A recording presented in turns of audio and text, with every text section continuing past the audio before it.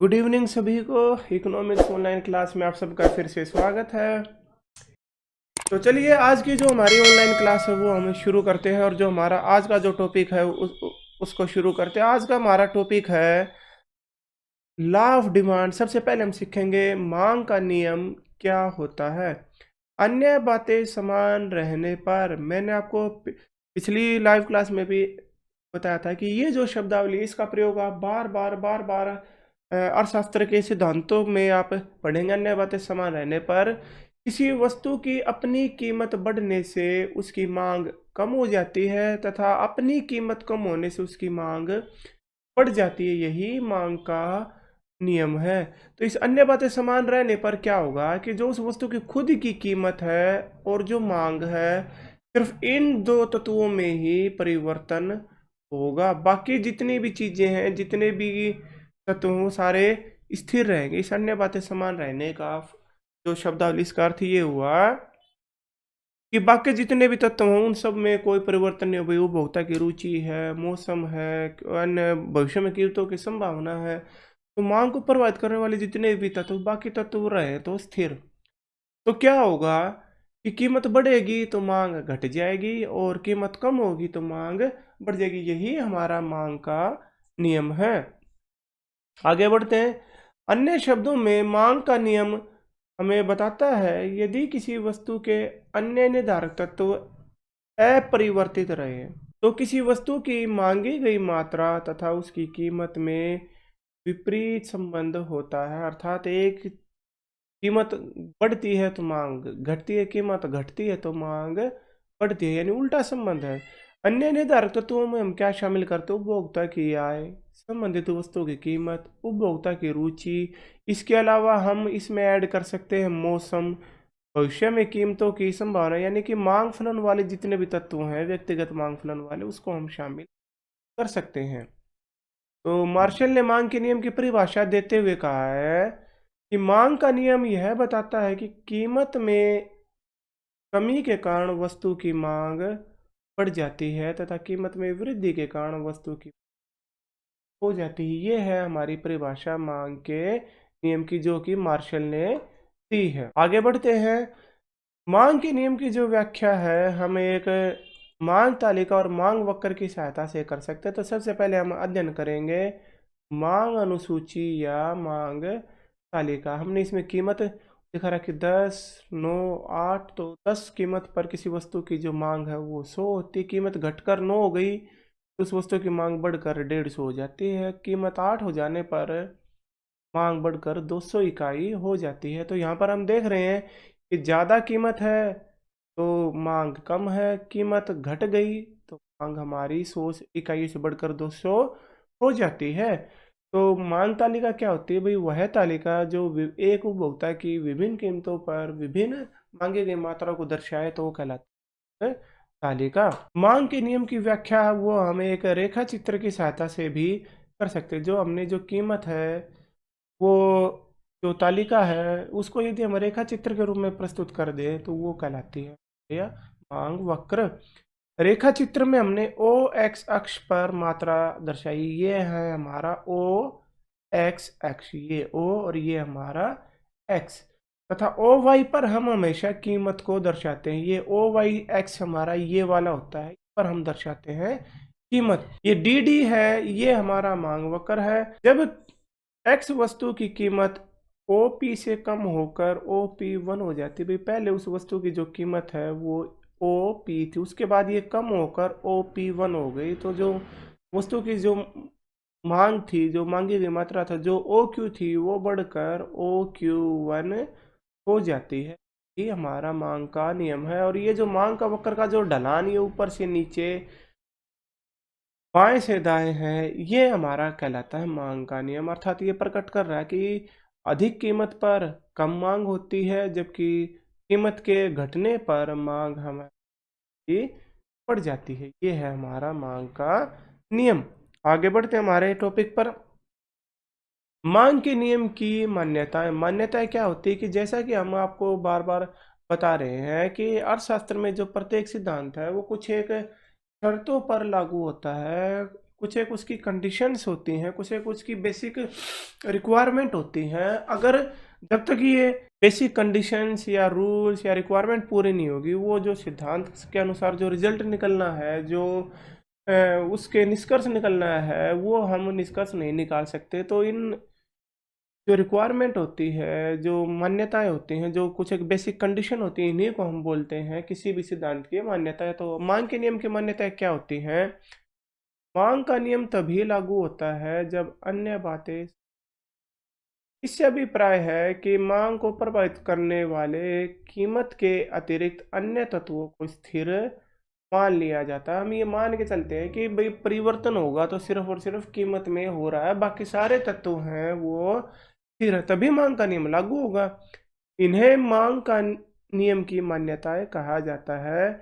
यह नियम केवल साधारण वस्तुओं पर लागू होता है, गिफन वस्तुओं पर लागू नहीं होता। जैसा कि हमने पिछली क्लास में आपको बताया था कि हम गिफन वस्तुओं के बारे में हम डिटेल में पढ़ेंगे। मांग के नियम की जो प्रमुख मान्यताएं हैं वो निम्न प्रकार है। पहली जो मान्यता है, उपभोक्ता की आय में कोई परिवर्तन नहीं होना चाहिए।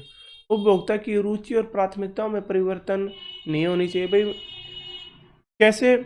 मान लीजिए उपभोक्ता को पेप्सी ही पसंद है, वो कोको कोला को पसंद नहीं करता, तो कोको कोला की जो कीमत है वो चाहे कम हो या ज़्यादा, उससे कोई फर्क नहीं पड़ता। तो इस पर इसकी वजह से मांग का नियम लागू नहीं होगा। तो मांग का नियम लागू होने के लिए ये भी मान्यता है कि उपभोक्ता की रुचि प्राथमिकता में कोई परिवर्तन नहीं होना चाहिए। संबंधित वस्तुओं की कीमत में परिवर्तन नहीं होना चाहिए और वस्तुओं की कीमत में भविष्य में परिवर्तन की संभावना नहीं होनी चाहिए। आगे है मांग वक्र का ढलान है वो ऋणात्मक क्यों होता है, या मांग का नियम क्यों लागू होता है, या जब कीमत कम होती है तो इसे अधिक क्यों खरीदा जाता है। तो ये विद्यार्थी इस टॉपिक को थोड़ा ध्यान से देखेंगे। ये ढलान ऋणात्मक से हमारा अभिप्राय है कि ये जो मांग वक्र जो ऐसे होता है, ये ऐसे तिरछा ऊपर से नीचे और बाएं से दाएं की तरफ क्यों होता है। ये जो हमारा डीडी वक्र है, डिमांड वक्र, इसका ये ऐसा क्यों होता है? सबसे पहला जो बिंदु इसको करता है वो है हमारा घटती सीमांत उपयोगिता का नियम। इस नियम के अनुसार जैसे जैसे वस्तु की अधिक मात्रा खरीदी जाती है तो उसकी सीमांत उपयोगिता कम होती जाती है। सीमांत उपयोगिता को हम एक अर्थशास्त्र में डिनोट करते हैं MU से, मार्जिनल यूटिलिटी। उपभोक्ता को अधिकतम संतुष्टि तब प्राप्त होती है जब किसी वस्तु की उपयोगिता कीमत उसकी सीमांत उपयोगिता के बराबर हो जाए।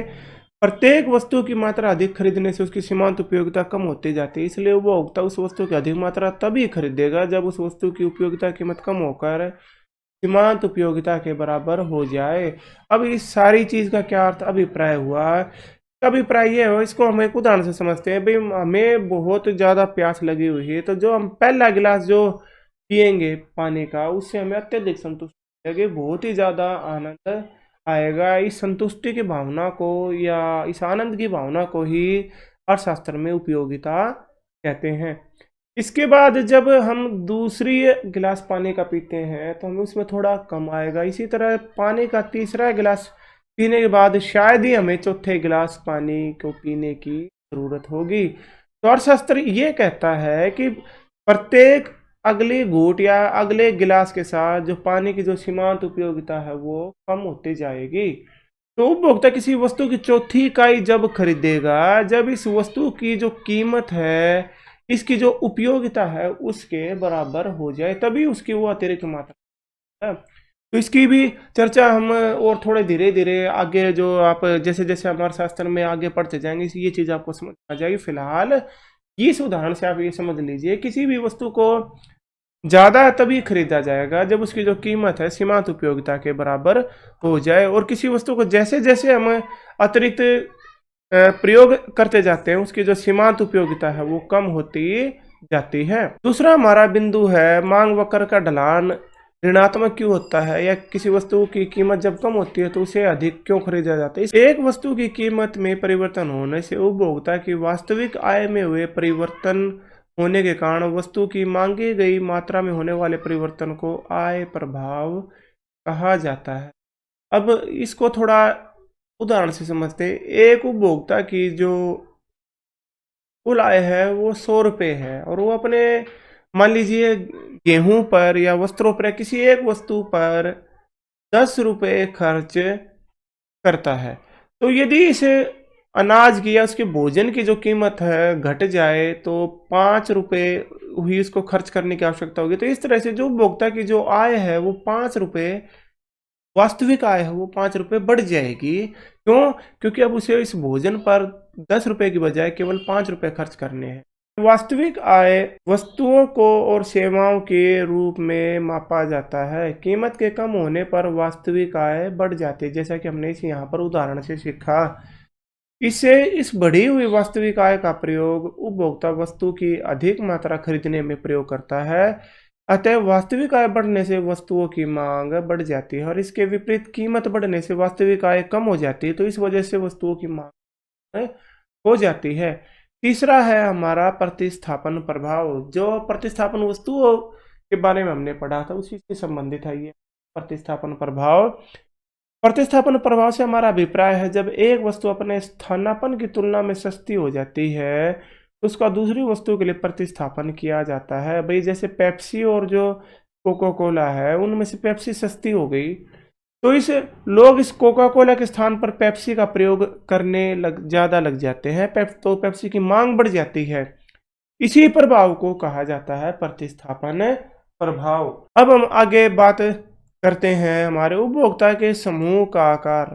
भाई जो जनसंख्या की जो बनावट है, जो उपभोक्ता के समूह का जो टोटल जो ग्रुप है वो भी किसी वस्तु की मांग के ढलान के ऋणात्मक होने का कारण होता है, या वस्तु की कीमत कम हो जाए तो उसकी वस्तु की मांग वस्तु को अधिक खरीदने के लिए उत्तरदायी होता है। क्यों?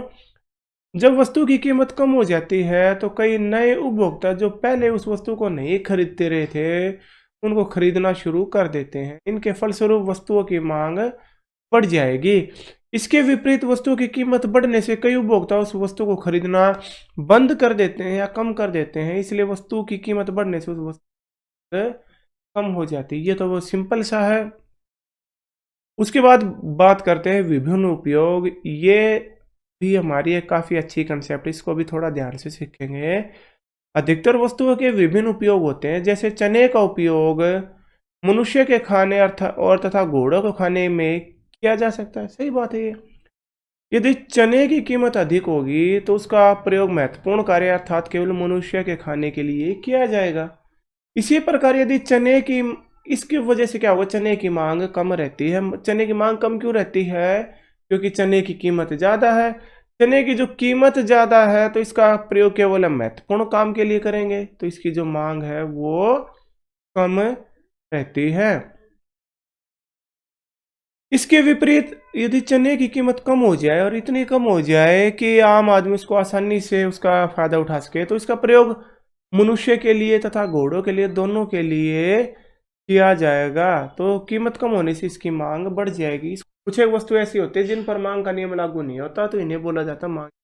बाद हमने पढ़ा है कि सामान्य वस्तु में यदि कीमत है वो ज़्यादा होगी तो उसकी मांग है वो कम हो जाएगी,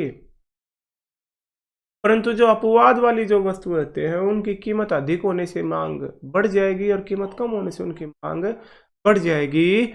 सबसे पहले इस तथ्य का सर रॉबर्ट गिब्सन नामक अर्थशास्त्री ने इसका विश्लेषण किया था, इसलिए इसे गिब्सन का विरोधाभास, गिब्सन्स पैराडॉक्स भी कहा जाता है। तो विद्यार्थियों इस चीज को याद रखना, पेपर में कई बार आपके पास सीधा सीधा प्रश्न नहीं आता। आपको सीधा ये नहीं पूछा जाएगा कि भाई मांग के नियम के अपवाद बताइए। वो पेपर वाला आपको कंफ्यूज करने के लिए आपसे पूछ सकता है गिब्सन के विरोधाभास की व्याख्या कीजिए। तो इस प्रश्न का अर्थ हुआ कि आपने यहाँ पर मांग के नियम के अपवाद लिखने हैं। तो मांग के नियम के प्रमुख अपवाद पहला है प्रतिष्ठा सूचक वस्तुएं। इस अपवाद की व्याख्या सबसे पहले वेबलन नामक अर्थशास्त्री ने की थी। उनके अनुसार जो वस्तुएं प्रतिष्ठा की सूचक होती हैं उनकी मांग तभी अधिक होगी जब उनकी कीमत अधिक हो। हीरे जवाहरात, कीमती कालीन, महंगी गाड़ियां, इन सब की मांग उसी समय अधिक होगी जब उनकी कीमत अधिक होगी। इसका कारण यह है कि इन हीरे जवाहरात, कीमती कालीन, महंगी गाड़ियां, इनको समाज में अधिक प्रतिष्ठा का सूचक माना जाता है, इसलिए इनकी कीमत अधिक होने पर भी इनकी मांग अधिक होती है। इसलिए प्रतिष्ठा जो सूचक वस्तु होती हैं वो मांग के नियम की अपवाद होती हैं। दूसरा है हमारा अज्ञानता। कई बार जो उपभोक्ता है अज्ञानता और भ्रम के कारण किसी वस्तु की कम कीमत पर उसे कम महत्वपूर्ण मानता है। वह सस्ती वस्तुओं को घटिया मानता है और उसकी मात्रा है वो कम खरीदता है, परंतु कीमत अधिक होने पर वे उस वस्तु को अधिक महत्वपूर्ण मानने लगते हैं और उनकी मांग अधिक करते हैं। तीसरा है हमारा गिफन वस्तुएं। ये है हमारा मोस्ट इम्पोर्टेंट टॉपिक, गिफन वस्तुएं, गिफन गुड्स। गिफन वस्तुएं वे वस्तुएं हैं जिनका कीमत प्रभाव धनात्मक होता है और आय प्रभाव ऋणात्मक होता है। इस चीज को ध्यान में रखेंगे। गिफन वस्तुओं में दो रूल लागू होंगे। कीमत प्रभाव धनात्मक यानी कि कीमत बढ़े तो उनकी मांग बढ़ जाएगी, कीमत घटे तो उनकी मांग घट जाएगी। आय प्रभाव ऋणात्मक होगा, यदि मतलब यदि इनकम बढ़ेगी तो उनकी मांग कम हो जाएगी और यदि इनकम कम होगी तो उनकी मांग बढ़ जाएगी। अभी यहाँ पर जो हमने एक चीज सीखना है, गिफन वस्तुएं वे वस्तु होती हैं जिनकी कीमत बढ़ने पर मांग बढ़ती है, यानी कीमत प्रभाव धनात्मक, और कीमत कम होने पर मांग कम हो जाती है, तो यानी कीमत प्रभाव धनात्मक। तथा उपभोक्ता की आय बढ़ने पर इनकी मांग कम होती है और आय कम हो जाने पर इनकी मांग बढ़ जाती है, यानी कि आय जो प्रभाव है वो होता है ऋणात्मक। इस चीज को हमने बड़ा ध्यान से सीखना, बारीकी से सीखना है। सर रॉबर्ट गिफन ने सर्वप्रथम इस बात की ओर ध्यान दिया था, इसलिए इन वस्तुओं को गिफन वस्तुएं कहा जाता है। ये जो हमारा जो टॉपिक है इस बात को हम एक बार थोड़ा ध्यान से पढ़ेंगे। यह ध्यान रखना चाहिए सभी गिफन वस्तुएं निम्न कोटि की वस्तुएं होती हैं, घटिया वस्तु होती हैं, परंतु सभी घटिया वस्तुएं गिफन वस्तुएं नहीं होती, क्योंकि निम्न कोटि की वस्तुओं का आय प्रभाव और कीमत प्रभाव दोनों ही ऋणात्मक होते हैं। इस लाइन का अभिप्राय ये हुआ कि जो हमारी निम्न कोटि की वस्तुएं हैं, निम्न जो कोटि की जो हमारी वस्तुएं हैं, घटिया वस्तुएं हैं, इनके आय प्रभाव भी नेगेटिव होता है और कीमत प्रभाव भी नेगेटिव होता है, परंतु जो हमारी गिफन गुड्स हैं उनमें कीमत प्रभाव है वो पॉजिटिव होता है ये, और आय प्रभाव है वो ऋणात्मक होता है। तो यदि दोनों नेगेटिव हों तो वो गिफन वस्तुएं नहीं हैं, वो घटिया वस्तुएं हैं। गिफन वस्तुएं क्या होंगी? गिफन वस्तुएं तभी होंगी जब कीमत प्रभाव धनात्मक और आय प्रभाव ऋणात्मक होगा। तो विद्यार्थी थोड़ा इस चीज को ध्यान से एक बार देख लेंगे कि सभी गिफन वस्तुएं घटिया होती हैं, निम्न कोटि की होती है, परंतु हर एक निम्न कोटि की वस्तु को गिफन वस्तु नहीं कहा जा सकता। अब हम एक छोटा सा इंपॉर्टेंट टॉपिक और करेंगे, मांगी गई मात्रा में परिवर्तन तथा मांग में परिवर्तन, चेंज इन क्वांटिटी डिमांडेड और चेंज डिमांड। किसी वस्तु की अपनी कीमत में कमी या वृद्धि के फलस्वरूप उस वस्तु की मांगी गई मात्रा में जो परिवर्तन होगा उसे बोलते हैं मांगी गई मात्रा में परिवर्तन। यानी मतलब कीमत में कमी के कारण जो चेंज आया है वो कहलाता है मांगी गई मात्रा में परिवर्तन। यानी कि यहाँ पर सिर्फ कीमत में परिवर्तन हो रहा है, बाकी जो तत्व है उनमें परिवर्तन नहीं होता। ये होता दो प्रकार का, मांग का विस्तार और मांग का संकुचन। इसे मांग वक्र में संचलन के नाम से भी जाना जाता है। जबकि मांग में परिवर्तन कब होगा? मांग में परिवर्तन कब होगा? तब होता है जब कीमत तो स्थिर रहे, बाकी निर्धारित तत्वों में परिवर्तन के कारण मांग में परिवर्तन आ जाए तो होगा मांग में परिवर्तन। तो ये भी दो प्रकार का होता है, मांग में वृद्धि और मांग में कमी। इनका दूसरा नाम है मांग वक्र में खिसकाव। कहने का मतलब क्या आता है, इसमें तो जो मांग है वो हमारी मांग वक्र पर एक बिंदु से दूसरे बिंदु की तरफ जाती है, जबकि मांग में परिवर्तन में क्या होता है, हमारा मांग वक्र ही बदल जाता है, दूसरा बन जाता है। तथा मांग में वृद्धि और मांग में कमी, इनके दो दूसरे नाम है मांग का संचलन और मांग का खिसकाव। इनको बारी बारी से विस्तार से पढ़ते हैं। पहला है हमारा मांग में विस्तार या संकुचन। जब वस्तु की अपनी कीमत में परिवर्तन होने से उसकी मात्रा मांग में जो परिवर्तन हो वो कहलाता है मांग का विस्तार या संकुचन। मांग का विस्तार कब होता है? जब कीमत कम होने से उसकी मांग बढ़ जाती है तो इसे बोला जाता है मांग का विस्तार। जब कीमत 5 रुपये प्रति इकाई होती है तो उसकी मांगे की मात्रा 1 होती है। कीमत के घटकर 1 रुपये हो जाने पर उसकी मांग बढ़कर 5 इकाई हो जाती है, तो ये कहलाता है मांग का विस्तार। अर्थात कीमत में कमी होने से मांग जो बढ़ जाती है तो ये होता है मांग का विस्तार। और इसका उल्टा, इसका विपरीत होता है कॉन्ट्रैक्शन ऑफ डिमांड, यानी मांग का संकुचन।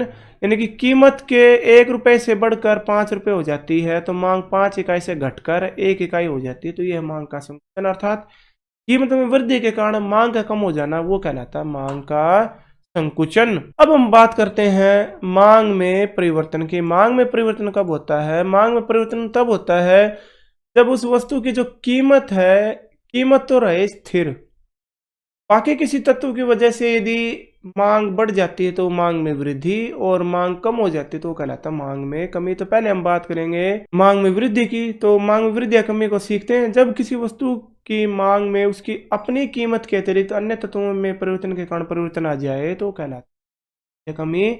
तो मांग में वृद्धि कब होती है? जब प्रचलित या वर्तमान कीमत पर वस्तु की अधिक मात्रा खरीदी जाए तो कहलाता है मांग में वृद्धि। भी कीमत है वो 10 इकाई से 10 रुपये प्रति इकाई ही रहती है, परंतु उसकी मांग 20 इकाई से बढ़कर 30 इकाई हो गई। क्यों ही? कीमत तो स्थिर है, किसी बाकी तत्व में परिवर्तन हो, जैसे मान लीजिए उपभोक्ता की आय बढ़ गई तो इसे बोला जाता है मांग में वृद्धि। मांग में वृद्धि के कारण उपभोक्ता की आय में वृद्धि हो जाए, प्रतिस्थापन वस्तुओं की कीमत में वृद्धि हो जाए, पूरक वस्तुओं की कीमत में कमी हो जाए, या फैशन के कारण उपभोक्ता की रुचि बढ़ जाए, जब क्रेताओं की संख्या में वृद्धि हो और भविष्य में कीमत बढ़ने की संभावना। तो ये जो हमारे कारण है ये हमारे कहलाते हैं मांग में वृद्धि के कारण। अब हम आगे बात करते हैं मांग में कमी। मांग में कमी क्या होता है? प्रचलित या वर्तमान कीमत पर जब वस्तु की कम मात्रा की मांग की जाए तो वो कहलाता है कमी। अर्थात कीमत में कोई परिवर्तन न हो, कीमत 10 रुपये प्रति इकाई से 10 रुपये प्रति इकाई रहती है, परंतु उसकी मांग है 30 इकाई से घटकर 20 इकाई हो गई तो ये कहलाता है मांग में कमी। मांग में कमी के कारण जो वृद्धि के जो कारण है उनका बिल्कुल उल्टा हमारा कहलाता है मांग में कमी के कारण। तो इनमें पहला होता है उपभोक्ता की आय कमी। उपभोक्ता की आय ही कम होगी तो भले ही कीमत उतनी रहे, वो मांग कम करेगा। प्रतिस्थापन वस्तुओं की कीमत में कमी या पूरक वस्तुओं की कीमत में वृद्धि, फैशन या जलवायु के कारण उपभोक्ता के उसमें रुचि कम हो जाए, क्रेताओं की संख्या में कमी हो जाए तो भी उस वस्तु की मांग घट जाएगी। और लास्ट में होता है जब निकट भविष्य में कीमत कम होने की संभावना तो उपभोक्ता वर्तमान में ही उसका प्रयोग, उसकी मांग है वो कम कर देता है। अब इनको एक साथ अब इनका अध्ययन करते हैं कि मांग का संकुचन और मांग में कमी में क्या अंतर होता है। मांग का संकुचन तो तब होगा जब वस्तु की अपनी खुद की कीमत में परिवर्तन होता है, जबकि मांग में कमी कब होती है? कीमत तो स्थिर रहे, बाकी जो तत्व हैं उनमें परिवर्तन हो जाए। तो मांग में संकुचन कब होता है? जब वस्तु की अपनी कीमत में वृद्धि हो जाए तो मांग कम हो जाती है, तो इसे बोला जाता है मांग का संकुचन। जबकि इसके कारण अभी अभी हमने पढ़े हैं उपभोक्ता की आय में कमी, प्रतिस्थापन वस्तुओं की में कमी, पूरक वस्तुओं की कीमत में वृद्धि, उपभोक्ता के लिए रुचि में कमी इत्यादि ही होते हैं मांग में कमी के कारण। इसी से मिलता जुलता है मांग का विस्तार और मांग की वृद्धि में अंतर बताइए। पेपर में बहुत बार रिपीट होते हैं ये दो टॉपिक, मांग का संकुचन और मांग की कमी में अंतर, मांग का विस्तार और मांग की वृद्धि में अंतर। मांग का विस्तार कब होता है? मांग का विस्तार होता है वस्तु की अपनी कीमत पर निर्भर, जबकि मांग में वृद्धि होती है कीमत स्थिर रहे और अन्य तत्वों में परिवर्तन के कारण। मांग का विस्तार होता कब है? जब खुद की उस वस्तु की खुद की कीमत बढ़ जाए तो उसकी वजह से मांग बढ़ जाती है, तो विस्तार मांग की वृद्धि के कारण अलग से व्याख्या करी थी। विद्यार्थियों, ये थी हमारी आज की इकोनॉमिक्स लाइव क्लास।